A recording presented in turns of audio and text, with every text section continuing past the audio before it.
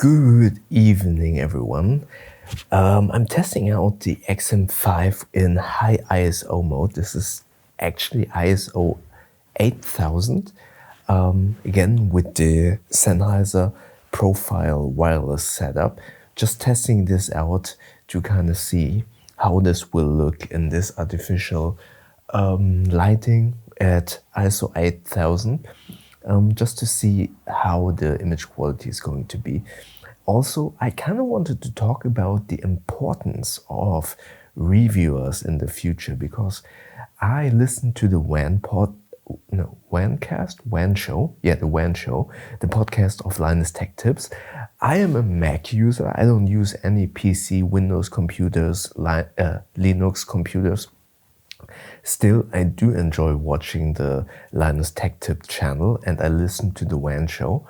And in the last WAN show, they kind of talked about how the Google AI overview that shows like products, recommends products, showing reviews, is kind of flooded with bad reviews, but also like really terrible AI overview reviews that kind of makes up stuff, exaggerates positives, but also sometimes links to non-existing products or fake reviews. And that kind of sparked this train of thought where I do believe that not only these kind of simple vlogs will become so important in the future, but more importantly also real reviewers. Yes, they will be kind of pushed to the background, I feel like pretty soon, because people want to see very easy digestible reviews. I mean, we are in a time where people only read like the headlines and not the news article themselves and get a very distorted view of some of the news articles, and that's the same basically with reviews. You can see it on my channel. I make very long reviews lately and many people don't want to watch that, and I can understand that. Many people don't want to spend that much time just to watch a review. So I believe there will be a time that because it is so easily to digest reviews because of AI overview, where it kind of condenses some reviews and then gives you just very simplified analysis of that review and then links to the product right away. I feel like that there will be a period of time where people don't watch reviews, not intentionally, but just because they get very simplified, easily digestible reviews via the AI overview, via very consolidated summaries of a review. But I feel like that at some point, some people will be like, oh, I want a proper review. I want to know about the product before I invest in it. And I feel like that AI review that I just read is maybe leaving stuff out because it wants to promote the product to me. And I hope, and that's not a feeling, it's the hope that people will then kind of go back to wanting and needing proper reviews, which is basically the reason why I am so heavily invested in making reviews with a negative perspective or with a very nitpicking approach to a review where I heavily double down on showcasing the negatives, the downside, the flaws, just because I believe that people have a much easier time to evaluate, oh, is this product for me? Can I live or work around these trade-offs, these flaws, these negatives, or do they not even apply to me? For example, if you are living in a hot climate, do you actually need water resistance, for example, or do you walk a lot and need, for example, in the phone, good battery life, or will you go just from one desk to another and have a power outlet there anyways? Those are just small examples.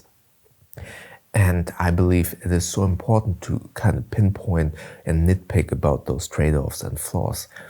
And I feel like that with these AI overview reviews, where it is heavily kind of looking at the positives because it wants to show you then the shopping link inside that Google page or wherever, I feel like that is where people think, oh, I need a more critical approach to that review. And at some point, just like with these vlogs, where I hope or I believe that some people at some point don't want to see those high polished vlogs or high polished videos because they are to some degree a little bit,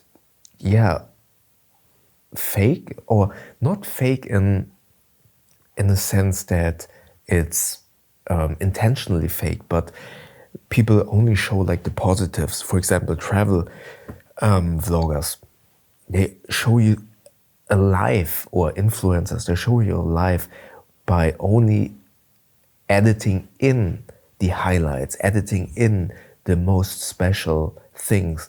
And I feel like, or I hope, because this obviously causes some discomfort in some people, because they think like, oh, I don't have that beautiful life that influencer is living, that some people at some point will kind of switch back to, oh, I want to see a flawed vlog. I want to see this kind of very honest vlogs like we are doing on this new wave, where people leave in the mistakes, where people showcase when they feel vulnerable, when they feel bad, that people want to see that. They want to see the honesty. And that is the same thing with reviews. I feel it is so important to showcase the bad things and not only show you something that I want to push towards you in hopes that you use an affiliate link. Don't get me wrong, I put affiliate links into my videos as well on my main channel. But as I said, I heavily concentrate on showcasing the negative. And I got some flack for that. For example, if you saw one of my past vlogs, one company was attacking me basically and saying, hey, you only post the negatives. Although in the end, I kind of explained, oh, I'm not the target demographic. I'm clearly not using this correctly. However, I still give this a good verdict, but these are the negatives. But I also got a lot of comments in the past where people said like, oh, you're using the item wrong, or who cares about that negative that you mentioned? And then I explained to them, yes, I nitpick intentionally so you can evaluate for yourself if this applies to you. And again, that is why I feel like I am, in air quotes, okay or allowed to have those affiliate links in my videos, because I heavily look into the negatives. But then there are so many other videos or reviews where no negative is mentioned, and there is a subconscious feeling that, oh, are you just promoting that item? Are you advertising that item so I use your affiliate links? And I really hope that we go to this. I just know that maybe next year all of the review channels will kind of die in a way. Not, I mean, that is a very grim outlook. I don't think they will die. It will just go back a little bit, because just like news, people want easily digestible reviews. But I think that afterwards there will be a wave of people wanting and needing and craving for honest reviews again. And yeah, I feel like that's also like a push, or my hope to inspire you to also do reviews for yourself. And especially from the perspective, if you're not tech savvy, or if you're not, for example, when I started reviewing bags, I had no clue about bags. But with this uneducated approach, I feel like all of my reviews back then, when I didn't know anything, My reviews now are still honest because I concentrate on negatives. But in the beginning, when you don't know anything, you review something from a very honest first user impression, because that, if you're not educated about the product in a way, then you basically right away test the intuitiveness of that product. You know what I mean? And that's what I mean with honest.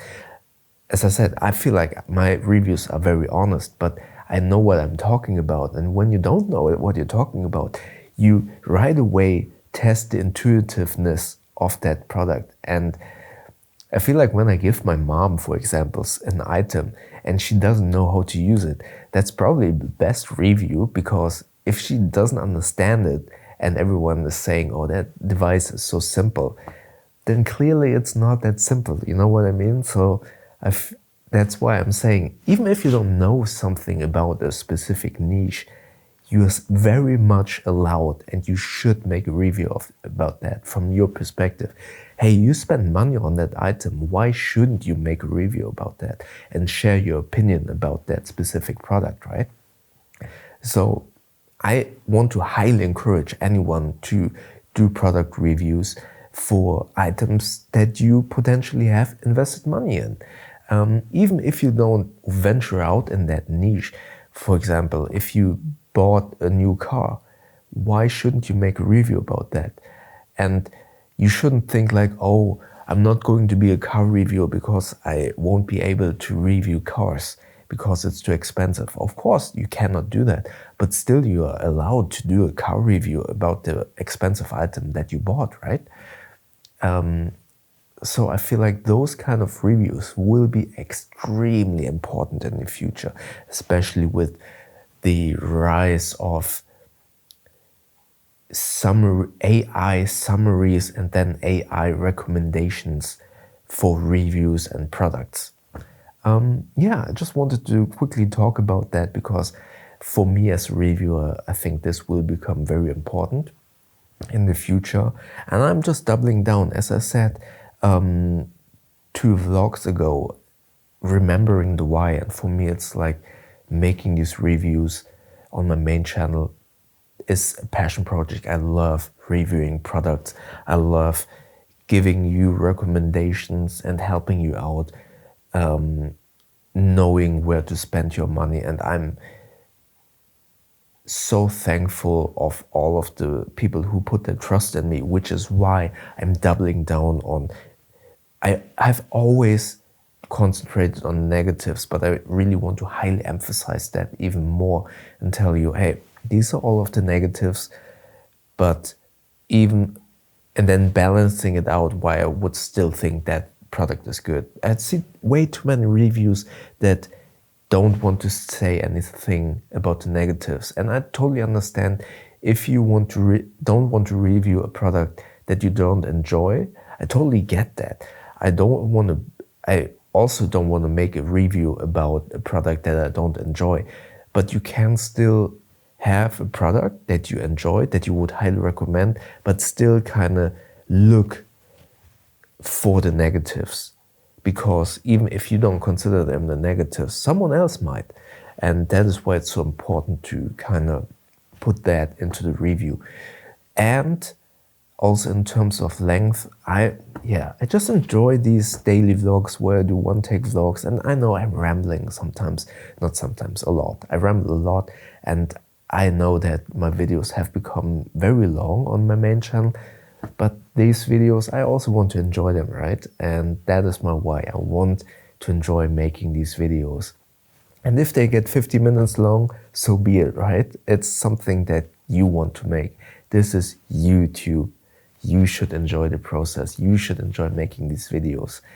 And yeah, with that out of the way, I think you should either make a vlog or start a review channel. And if you don't know what a video could be about, if you don't know how to start vlogging, as I said, it's all about learning making videos, talking in front of the camera.